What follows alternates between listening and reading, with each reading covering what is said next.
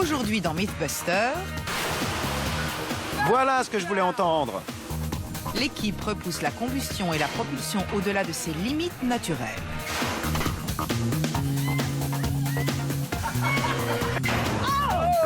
Une bouteille d'air comprimé peut-elle se transformer en un dangereux missile? Et 2 bouteilles de ce type pourront-elles propulser le bateau le plus rapide du monde? Remember, Jamie, experiments like this are 90% mental. Un moteur alimenté à la poudre à canon peut-il fonctionner sans exploser sur lui-même? C'est rapide, c'est explosif, La graisse a fait son travail. et ça fuse dans tous les sens. Qui sont les Mythbusters? Adam Savage et Jamie Heineman. Ça te tuera. À eux deux, ils ont plus de 30 ans d'expérience dans le domaine des effets spéciaux. Ça, c'est du bon boulot. À leur côté, Tori Bellecci, Je suis tout excité. Gary Byron Regarde, son crâne est fendu. et Grant Imahara. Aucun commentaire. Ils ne se contentent pas de recenser les mythes, ils les mettent à l'épreuve.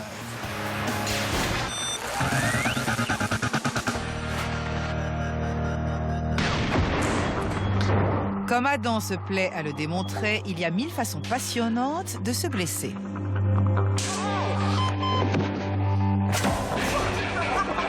Le danger est partout. Mais rien dans un atelier n'est aussi dangereux qu'une bouteille d'air comprimé. Casser la valve par accident et la bouteille se transforme instantanément en un missile hors de contrôle. C'est un fait. Mais qu'en est-il du mythe? On en a déjà un peu parlé, mais nous n'avions pas terminé. Je m'en souviens. C'est une bouteille d'air comprimé. On raconte des tas d'histoires sur les accidents que ça peut provoquer. Celle-ci a bel et bien explosé, mais il paraît que ces bouteilles décollent comme des fusées et peuvent transpercer le béton. Exactement, c'est précisément ce mythe que nous allons mettre à l'épreuve. À mon avis, il n'y a qu'une seule façon de vérifier ce genre de choses. On va devoir en projeter une contre un mur. Il nous faut quelques bouteilles d'air comprimé équipées de détendeurs, un mur en parpaing à défoncer et une technique pour sectionner les détendeurs d'un coup sec. On va devoir également trouver une solution pour s'assurer que la bouteille va dans le mur. Il ne faut pas qu'elle fasse n'importe quoi. Quand on fera le test, on aura intérêt à se mettre à l'abri. Oui. Pour mettre ce mythe à l'épreuve, ils vont devoir positionner la bouteille comme un missile, trouver un moyen de casser la valve et bâtir un mur.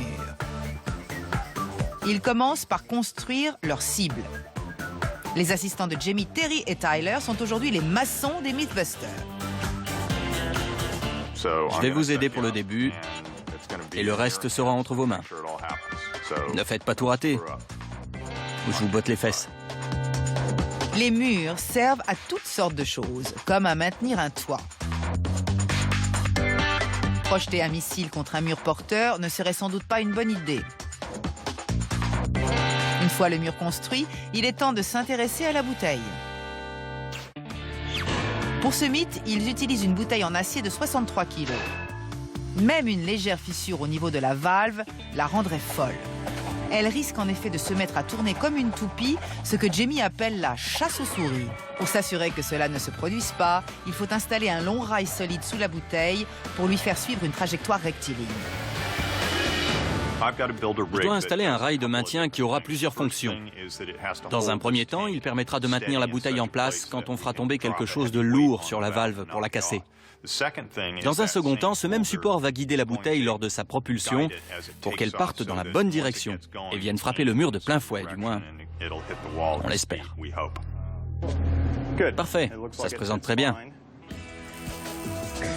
Pour casser la valve, Jamie installe un tube articulé de 3 mètres pour faire tomber dessus une barre en acier de 18 kg. Adam a trouvé les bouteilles d'air comprimé. Il ne leur manque plus que la cible. Je crois qu'on a tout. Parfait. Allons projeter une de ces bouteilles contre le mur.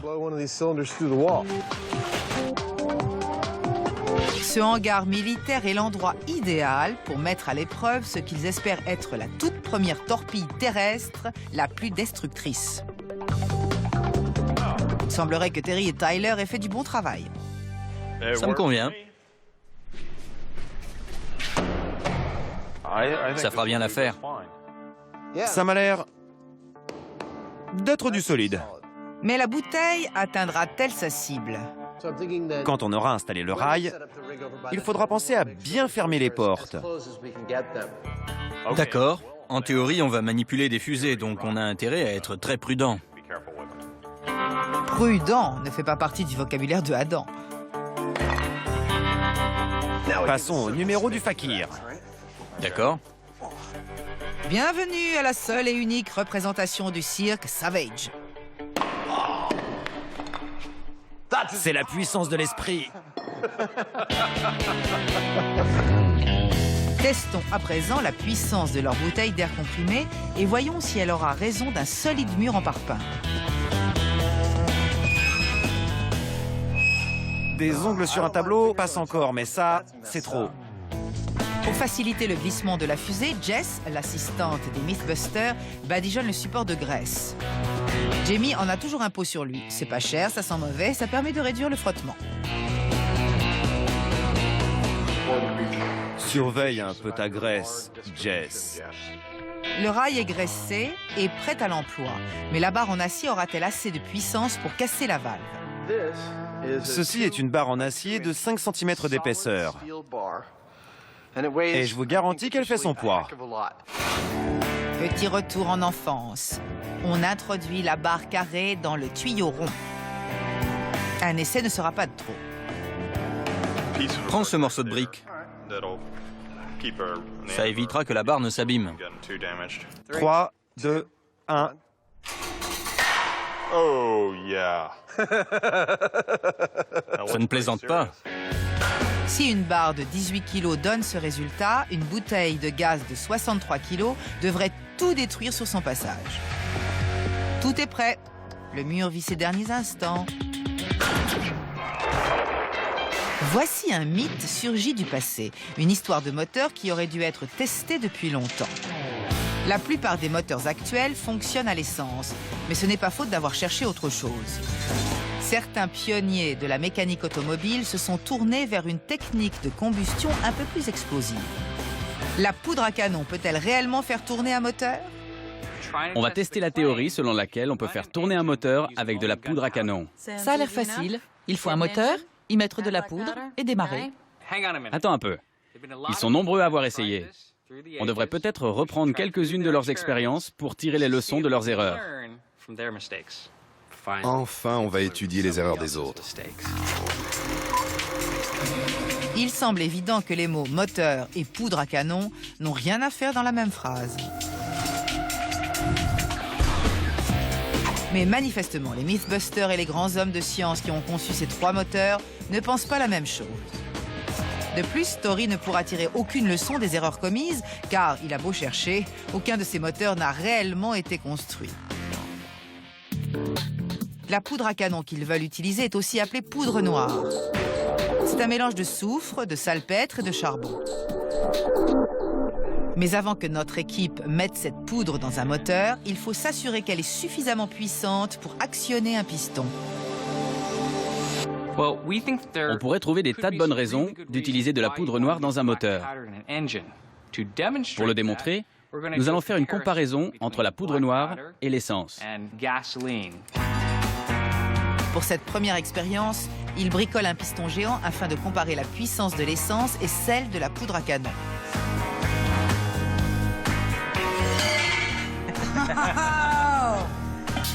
Afin de vérifier leur soudure, ils font un test avec de l'air sous pression. Carrie n'hésite pas à se porter volontaire. 3, 2, 1... Je veux descendre! Je veux descendre! Le piston fonctionne. L'étape suivante se déroule sur le parking, dans une chambre à explosion. Autant dire qu'ils attendent beaucoup de cette poudre. La poudre noire contient son propre oxydant. Contrairement à l'essence dans laquelle il faut injecter une certaine quantité d'air pour créer la combustion, La poudre noire est toujours prête. Ils ont conçu un système simple pour voir quel produit fournit le plus d'énergie. Un aimant se collera sur une planche métallique graduée, là où le piston est au plus haut. Tout d'abord, l'essence. Puis une flamme de propane pour la vaporiser. Émission dans 3, 2, 1. Le piston propulsé à l'essence réalise un beau score. Il ne pouvait pas aller plus haut, mais il est monté jusque-là. La poudre noire fera-t-elle mieux? Grant n'a aucun doute là-dessus. D'après notre étude, la poudre noire développe beaucoup plus d'énergie. Elle se mesure en grains, une mesure héritée du système de poids de Troy. Un grain correspond à peu près à 55 mg. Tu prends encore 20 grains? T'as tout compris. Ils attendent que la flamme allume la poudre. Et voilà. Parfait. Cela ne s'appelle pas de la poudre à canon pour rien. L'aimant a dépassé la planche. Avec l'essence, l'aimant est arrivé là et... Le voilà! Avec la poudre, il a atterri là-bas. L'expérience est assez concluante. La poudre noire dégage plus d'énergie que l'essence classique. Donc il en faut moins pour obtenir la même puissance. Le concept tient debout. Maintenant, il ne leur reste plus qu'à mettre leur machine à l'épreuve.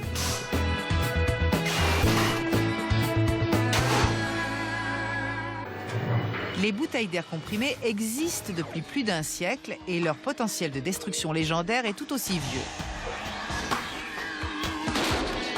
Mais une bouteille endommagée peut-elle réellement traverser un mur de parpaing?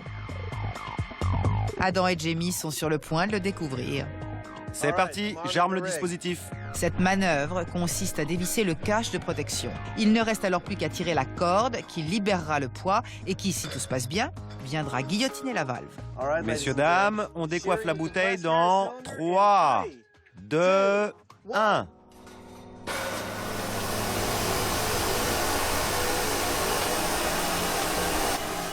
C'était le pire qui pouvait leur arriver. Comme ils le craignaient, la valve n'a été que partiellement sectionnée et la bouteille n'a pas bougé. Je vais attendre le temps qu'il faudra pour qu'elle se vide entièrement. La valve est abîmée. Elle peut lâcher à tout moment et se transformer en projectile. La fuite est très mince. Il leur faudra attendre 45 minutes à l'abri et revoir leur plan. Grant, Carrie et Tori ont démontré que la poudre noire est capable de repousser un piston. Avec l'essence, l'aimant est arrivé là et... Le voilà! Avec la poudre, il a atterri là-bas. Ils vont maintenant construire une sorte de moteur prototype, spécialement conçu pour fonctionner à la poudre. Christian Huygens, un Hollandais, l'avait inventé il y a plus de 300 ans déjà. Son schéma représentait pour la première fois un piston dans un cylindre. Quand la poudre noire s'enflamme, les gaz qui s'échappent sont censés repousser l'air par 2 soupapes, créant ainsi un vide qui aspire le piston vers l'intérieur. Ça n'a pas l'air compliqué. Le plus difficile, c'est de savoir si ça va fonctionner. Le dispositif est simple et bien plus facile à réaliser de nos jours qu'en 1680. Le succès sera complet s'ils parviennent à obtenir un vide presque parfait. Ce n'est pas facile à faire à cause de toutes ces pièces en mouvement, notamment lorsqu'il faut insérer une mèche de mise à feu. Allumage! 3, 2, 1...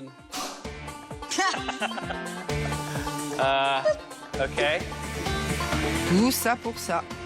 Le poids n'a pas bougé. Pour lui donner davantage de punch, Tori triple la charge et met 15 grains. On y va. 3, 2, 1... Vous avez senti? Le vide! Il m'aspire! C'était énorme! Tu parles d'un vide? Le poids s'est un peu levé, ce qui indique que le piston a légèrement bougé dans le cylindre. Il l'a aspiré à l'intérieur, regarde. S'il y avait du vide, tu ne pourrais pas le sortir comme ça. Il décide d'augmenter la charge. De 15, il passe à 20 grains. 3, 2, 1... On dirait que le projet de Huygens n'est pas vraiment abouti. Il y a deux choses qui ne vont pas. Notre soudure entre le piston et la chambre n'est pas entièrement hermétique. Elle est aussi hermétique que possible, mais il reste des fuites, donc on ne peut pas créer un vrai vide. Et il y a nos soupapes. Elles ne sont pas hermétiques non plus. La mécanique moderne donnait au moteur de meilleures chances de succès qu'à l'époque de Huygens. Malgré cela, il ne fonctionne toujours pas. Un premier moteur à poudre est éliminé. Il en reste 2 en course. Adam et Jamie tentent de comprendre ce qui n'a pas fonctionné lors de leur premier lancement d'une bouteille d'air comprimé contre un mur. Je la vois encore. Elle n'a pas bougé. Dans la plus pure tradition des Mythbusters, ils décident de bricoler leur mécanisme comme ils peuvent. Ils ajoutent 13 kilos de plomb supplémentaires à leur guillotine ainsi que des baguettes de métal pour guider les poids, sans oublier une bonne couche de graisse. Il vous faut un jeu de mots? Pour ce deuxième essai, on a prévu plus de poids. On a lubrifié tout le conduit pour que ça glisse bien vers le bas et, le plus important, on a légèrement déplacé la bouteille afin que le poids tombe exactement sur la valve. J'espère que ce sera plus efficace et que ça cassera net. Jamie nous explique sereinement comment propulser une bouteille d'air comprimé jusqu'à la ville voisine. C'est parti pour l'éjection de la bouteille. Deuxième tentative. Dans 5, 4, croisez les doigts. 3, 2, 1.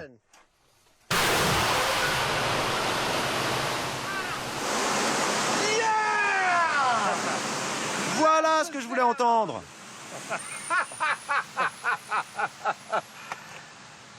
C'est un sacré beau bruit.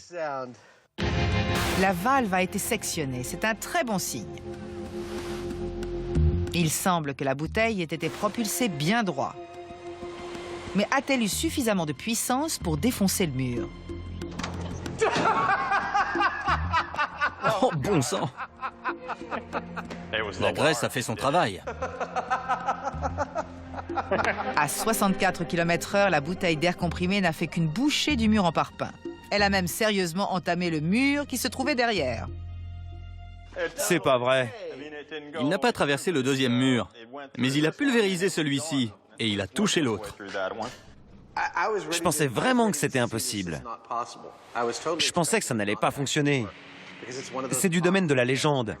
On n'a rencontré personne à qui c'était arrivé. Toutes les conditions étaient réunies pour que ça se produise. On n'obtiendra pas de meilleurs résultats.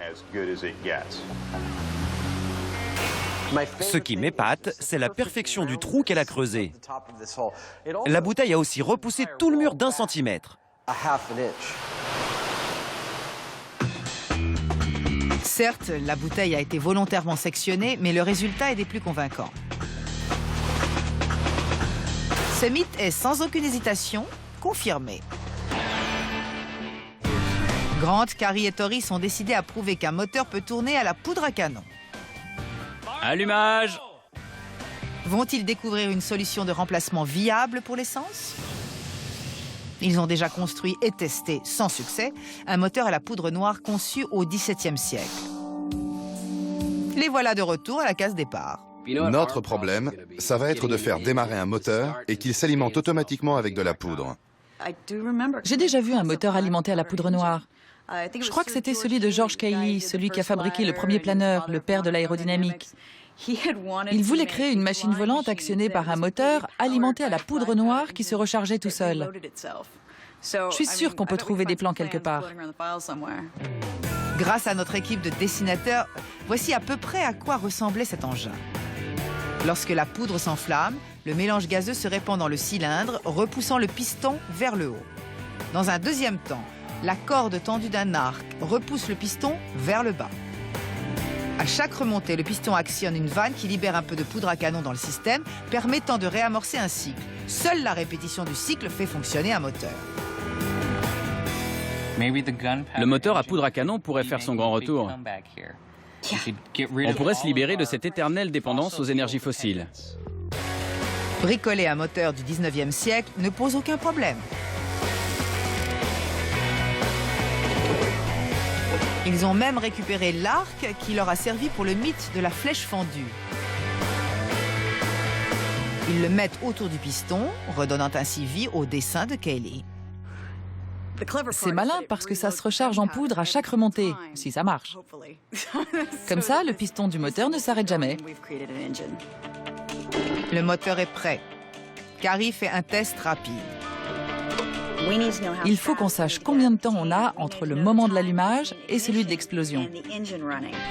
En d'autres termes, à quelle vitesse Tori va-t-il devoir courir après avoir allumé le dispositif? Il commence avec 5 grains de poudre. Cette quantité de poudre suffira à repousser le piston.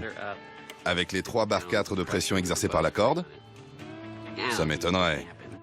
Pendant 40 secondes, ils pensent avoir échoué. Ils attendent et attendent encore. Je crois qu'on aura le temps de sortir. Pas mal. Regardez la fumée. C'est génial. Il recharge le moteur pour un autre test. Tori en profite pour préparer un mauvais coup. Il ajoute discrètement une bonne dose de poudre. 3, 2, 1. T'as mis la poudre? Quelle dose t'as mis? Une grosse. L'humour de Tori se retourne contre lui. Carrie n'a pas apprécié. À partir de maintenant, je t'interdis de toucher à la poudre noire. Pourquoi? Parce que tu n'as pas dit que tu avais mis 15 grains et je ne portais pas de casque. Je te file une raclée si tu recommences. Il passe l'éponge sur la plaisanterie. D'après ses tests, l'équipe sait qu'elle aura largement le temps de s'écarter du moteur une fois allumé. Tout ce qu'il nous faut pour prouver que ça fonctionne, c'est une explosion, et que celle-ci entraîne la recharge qui provoquera une deuxième explosion. Si on y arrive, on aura prouvé que l'idée de Cayley est bonne. Le scénario catastrophe et le scénario idéal sont assez proches. Une grosse explosion, des cris, des rires. C'est sans danger, du moins, j'espère. J'ai une confiance totale en cette machine. Elle va nous faire au moins 2 cycles. Elle en fera sûrement plus. Tout dépend de la quantité de poudre qu'on mettra dans le réservoir. Attention, n'en mets pas trop. Merci du conseil. Voilà la première dose. Ces 5 grains de poudre suffiront-ils à faire tourner le moteur? C'est allumé.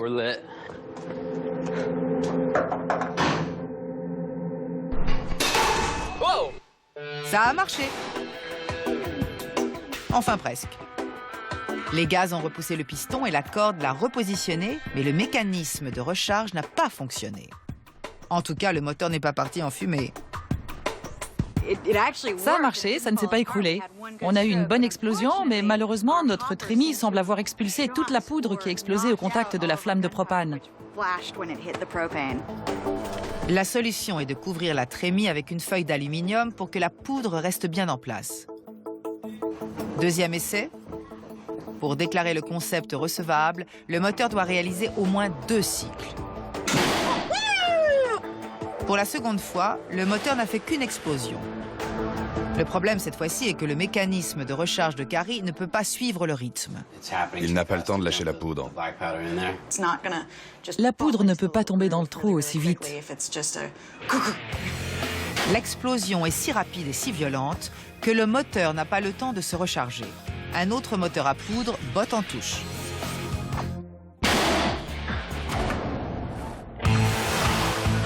Adam et Jamie ont déjà démontré la puissance d'une bouteille d'air comprimé bien propulsée vers une cible. Mais c'était presque trop facile. Je me demande comment on pourrait exploiter une telle puissance. On pourrait y accrocher une selle et faire un tour, qu'en penses-tu? Non, un bateau à moteur. On peut en mettre 2 dans un bateau et voir quelle vitesse on atteint. C'est peut-être plus sûr. À la place du moteur, il prévoit d'installer dans un bateau 2 énormes bouteilles d'air comprimé. Adam doit construire un accélérateur qui permette d'ouvrir les 2 bouteilles exactement au même moment. Jamie, quant à lui, doit acheter un bateau sans se ruiner.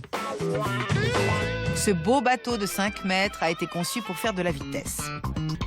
De plus, il manque le moteur, le tableau de bord et le volant. Je suppose qu'il flotte. Je ne l'ai jamais vu sur l'eau, mais je pense que oui. Adjugé, vendu pour ce bateau qui n'a jamais quitté le jardin.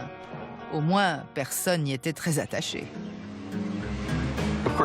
Les deux plus beaux jours pour un propriétaire de bateau, c'est celui où il l'achète et celui où il le vend. C'est donc un grand jour. Et c'est également un grand jour pour Jamie. Il n'y a rien de plus agréable que de personnaliser avec soin son propre bateau. Ça me met de bonne humeur quand je sors le marteau. Ils n'ont qu'une journée pour faire tout le travail. Je vais prendre ce tube et le fixer sur ce pivot, à l'arrière du bateau. Il faut aussi que je bricole une sorte de rame qui sera plongée dans l'eau pour le diriger. Le gouvernail, donc. Et ils devront attacher un truc rond dont j'ai oublié le nom à l'avant pointu du bateau. Adam coupe, ponce et soude la sorte de rame. Ils ont décidé d'installer le siège entre les deux bouteilles et pour je ne sais quelle raison, ils se servent du postérieur de Adam pour prendre les mesures. Il faudra au minimum 37 cm. Quoi? C'est trop. Mesure à partir de mes mains. Mais tu serres trop. Pas du tout. 35 cm alors. Ne me demandez pas pourquoi il leur faut une mesure exacte du postérieur de Adam. Il est temps pour eux d'accélérer le rythme. À l'aide d'un peu d'huile de coude, de quelques vis et d'une bonne colle, ils installent enfin les fusées à bord. Et les attachent solidement. J'adore ça. C'est excitant. Bien qu'ils aient mesuré le postérieur de Adam, c'est Jamie qui prendra le volant. Installe-toi.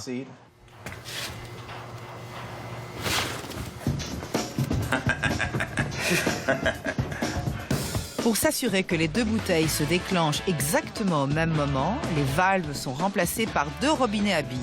Les bouteilles seront attachées à une seule et même tringle, conçue et réalisée par le seul et l'unique Adam Savage. Il y aura un levier ici, ou là.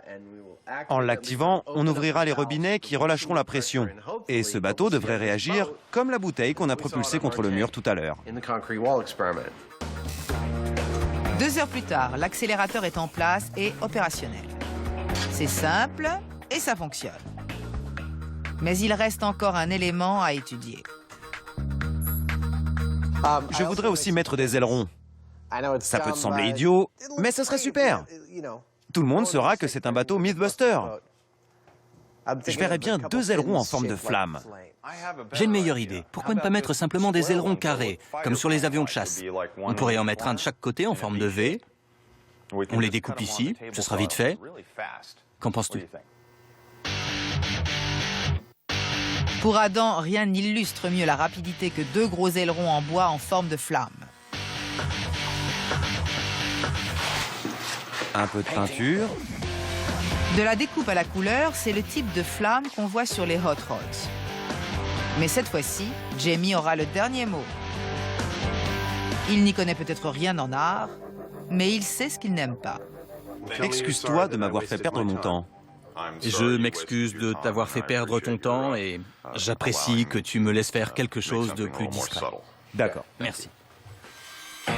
Cette prise de bec insignifiante montre à quel point Jamie prend le projet à cœur.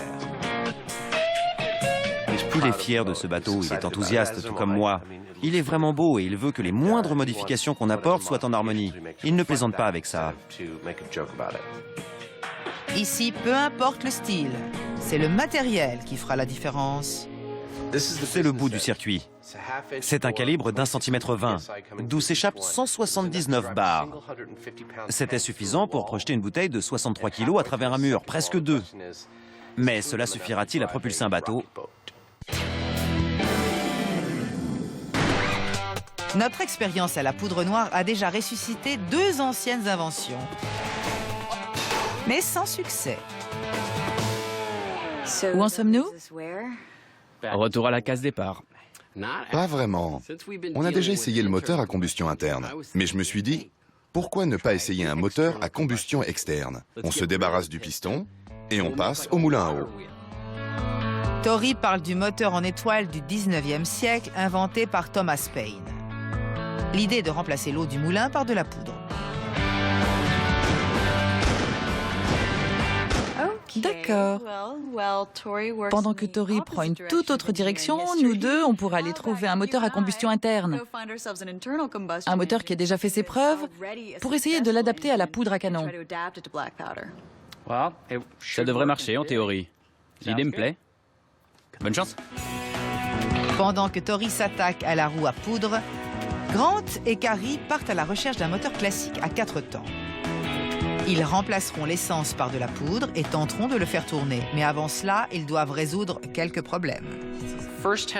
Avec un premier test, on va voir si cette bougie d'allumage peut faire exploser la poudre. Avec une perceuse, Grant fait tourner le moteur manuellement afin de voir si la bougie suffit à enflammer 5 grains de poudre. Allumage! J'espère.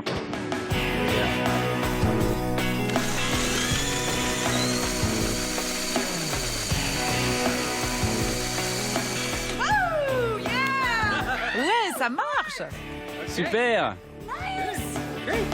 Une bougie peut faire exploser la poudre. La question reste de savoir comment ils vont mettre la poudre dans le moteur. Dans un moteur normal, l'essence est vaporisée dans les cylindres. Mais les grains de poudre sont trop gros. Carrie décide de les broyer. C'est un moulin à poudre noire. C'est comme ça qu'on fait de la poudre à canon. On met les 3 composants à l'intérieur, on tourne et ça fait de la poudre. Plus vous tournerez, plus la poudre sera fine. Si on peut faire une poudre bien fine comme de la poussière, elle pourrait flotter dans l'air et elle pourrait alors être aspirée dans la soupape d'admission. Ils mettent une centaine de grains dans le moulin. Voilà. Et le mettent en route. L'opération est un peu longue. Profitons-en pour jeter un œil à la roue. Pour ce moteur en étoile, pensé par Thomas Paine, Tori dispose sur le périmètre de cette roue une série de récipients métalliques. Les gaz qui s'échappent au moment de la combustion de la poudre dans une chambre séparée s'engouffreront dans les récipients, faisant tourner la roue. On dirait une scie circulaire de 1860. Pour que le moteur continue de tourner, Tori a également créé un réservoir pour le réapprovisionner en poudre après chaque explosion. J'ai placé le réservoir de poudre sur le côté, ici. J'ai ajouté cette pièce métallique. En tournant, elle vient pousser ce bouton, ici, ce qui libère un peu de poudre. Pour tester la roue, Grant souffle de l'air comprimé dans le système. Ça marche! Ça m'a l'air plutôt bien. Il y avait quelle pression? C'était 8 bar 6, mais avec la poudre, tu vas en avoir 100 fois plus. De telle puissance étant en jeu, ils installent la roue de la fortune de Tori dans la chambre à explosion. Pour le premier test, ils commencent en douceur avec seulement 15 grains de poudre noire par cycle. C'est branché. Il n'y a pas assez de pression pour faire tourner la roue. Et même avec 70 grains, la roue de Paine ne veut pas tourner. Avant de faire une dépression, Tori revoit la compression et fait un dernier essai. J'ai simplement coupé ce morceau de chambre de combustion qui était bien trop gros et ne permettait pas d'obtenir la bonne pression. J'ai soudé un tube plus étroit qui devrait permettre de comprimer davantage le gaz et faire comme un tir de fusil. Ça devrait tourner. On y va. 3, 2, 1... C'est trop long. C'était peut-être un peu trop. Ce n'était pas trop, mais la roue s'est rebellée. Les gaz de l'explosion sont remontés dans le réservoir, ce qui a allumé toute la poudre. Quant à la roue, elle n'a toujours pas tourné. C'est pas vrai! Ne rentre pas maintenant. Le réservoir est cassé, ce qui met fin à l'expérience. Non seulement ça n'a pas marché, mais je n'ai plus aucun moyen de mettre la poudre dans le moteur. En ajustant la charge et l'allumage, ça aurait peut-être fonctionné. Mais ce système qui repose sur la gravité semble voué à l'échec. Les instructions de Paine ont été suivies à la lettre. Comme les inventions précédentes, celle-ci ne fonctionne pas. Mais Grant, Carrie et Tori s'accrochent à un dernier espoir. Ils vont mettre de la poudre à canon dans un moteur de tondeuse pour voir s'il tient le coup. À force de chercher un moyen de faire entrer la poudre dans le moteur, le cerveau de Grant commence à chauffer. C'est un pistolet sableur miniature. On place la poudre à l'intérieur de ce réservoir et l'air comprimé arrive par ici. Vous placez cet appareil au bon endroit et un jet constant de poudre devrait sortir par ici. Installé dans la chambre à explosion, il se prépare pour le test. Le pistolet injectera la poudre noire directement dans la chambre de combustion. Vous êtes aussi enthousiaste que moi? Grant utilise une perceuse pour faire tourner le moteur. C'est une version plus sommaire du starter que l'on trouve dans les voitures. Allumage! En quelques secondes, l'essence, dans ce cas la poudre, devrait s'allumer. Le moteur devrait gentiment se mettre à vibrer et à cracher une jolie fumée d'échappement bien sombre. Ça n'a pas vraiment marché. En regardant sous le capot, Grant comprend pourquoi. C'est tout collé à cause de l'huile? Oui, ça forme comme un petit amas graisseux. Les voici face à une nouvelle difficulté. Notre combustible doit être sec pour s'allumer, mais comme il passe dans le cylindre, l'huile se mélange à la poudre noire et le transforme en une pâte visqueuse qui ne peut pas s'allumer. C'est leur dernière tentative. Ils démontent le moteur et le vident de son huile pour voir si la poudre injectée s'allume, avant que le moteur ne se grippe. Il y a beaucoup d'huile là-dedans. Tori pense qu'ils auraient davantage de chance en remplaçant la bougie qui fait des étincelles par intermittence par ce système. J'ai fabriqué cette petite bougie de chauffage. C'est une petite boucle de fil de fer. On va la relier à une batterie. Ça va rougir et cette source de chaleur constante allumera la poudre à chaque fois qu'elle pénétrera dans la chambre de combustion. Quelle lumière, ce Tori! L'heure de vérité a sonné. Ce moteur 4 temps tournera-t-il avec de la poudre à canon ou est-ce la fin d'un mythe? Préchauffage. Poudre.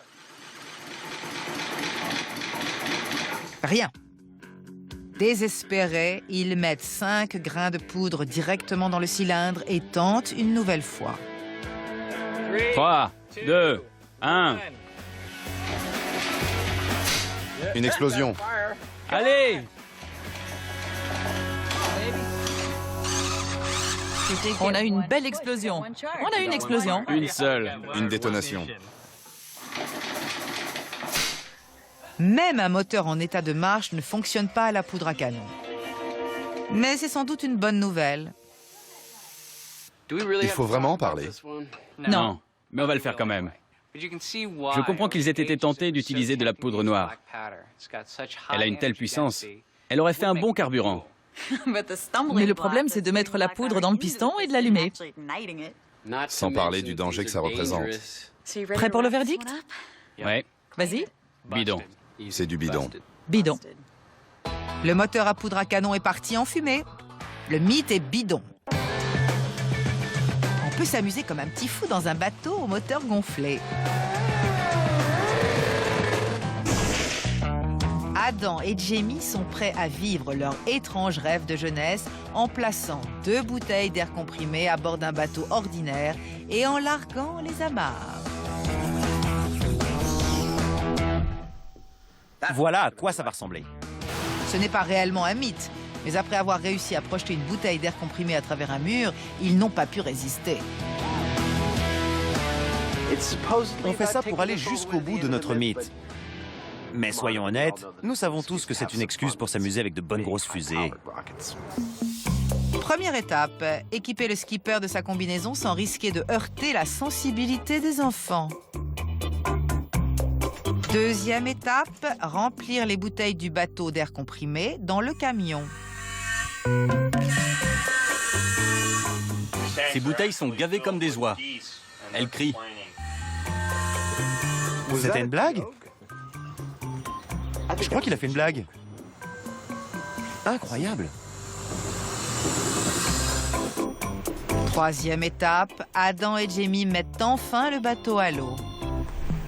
The worst case scenario, I have to say, is that one of the tanks blows up and the shrapnel ends up ripping through Jamie's flesh and killing him. De manière générale, il vaut mieux voir son coéquipier que l'entendre. Jamie, so when we release you, we're going to pull off to the right-hand side and you're going to steer to our left. Okay? Je veux dire que je vais à bâbord. Yes, you're going to steer off to port, you old salt. And we'll be to the starboard. Gauche et droite, ça ne te suffit pas quand on est dans l'eau? Ils sont entourés de spectateurs. Mieux vaut ne pas se ridiculiser. We've got a tour over here of kids in small boats. We're going to tow you past that tour before we release you. Et une fois tous ces pauvres innocents loin derrière eux, ce bateau explosif est enfin prêt à partir. Adam et Jamie ont conçu un bateau propulsé par la seule puissance de l'air comprimé s'échappant de 2 bouteilles, en théorie. Il ne leur reste plus qu'à vérifier si cela fonctionne. Une fois écarté de tout obstacle, le bateau fusée retrouve sa liberté. Souvenez-vous, la pression est la même que celle utilisée pour traverser un mur. Jamie est prêt. Il actionne l'accélérateur mécanique tout en douceur pour passer en vitesse lumière.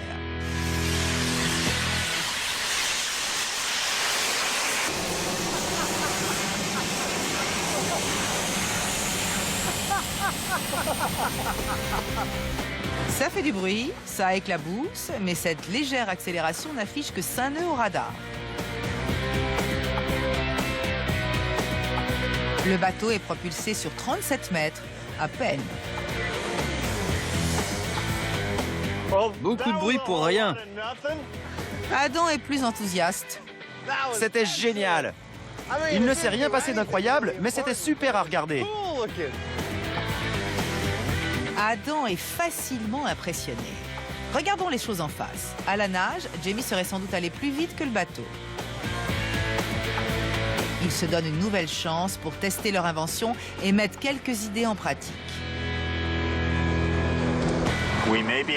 Si l'on resserre un peu l'échappement, on peut encore s'améliorer. On peut essayer de le diriger un peu plus vers l'eau. Je ne suis pas sûr de la théorie, mais mon instinct me dit que si l'air est expulsé plus près de l'eau, il aura plus d'appui que sur l'air et donnera plus de vitesse.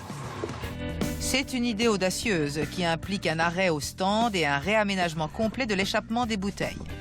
L'air comprimé sera à présent rejeté sous l'eau. Cette fois-ci, Jamie ne va pas manipuler l'accélérateur en douceur. Il va l'actionner franchement dès le départ et utiliser toute la pression pour accélérer et parcourir plus de 37 mètres. Les bouteilles sont rechargées et le bateau est remis à l'eau. Maintenant, ça coule ou ça flotte. Adam n'hésite pas à encourager Jamie. Remember, Jamie, experiments like this are 90% mental. I want you to be the boat. I want you to exist as one with the water. Think about the boat planing, the physics involved. Feel them in your body. Are you ready? Quoi? I said just go for it. Le bateau fusée est lâché. Le Titanic est en route.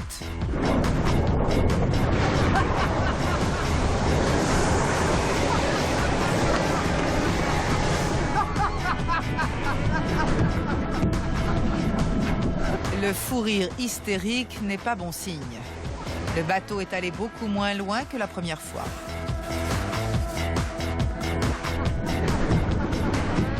C'était un peu comme la première fois. Non, c'était pire. Quant au radar, il s'est révélé quelque peu inutile. Je crois qu'on va en rester là. Cette expérience maritime unique est un échec cuisant.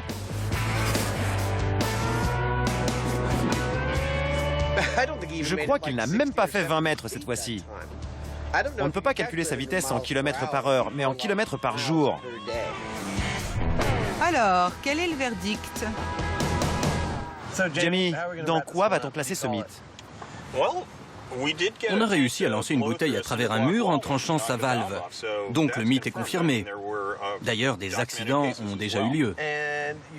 Et on peut mettre des bouteilles d'air comprimé dans un bateau et le faire avancer.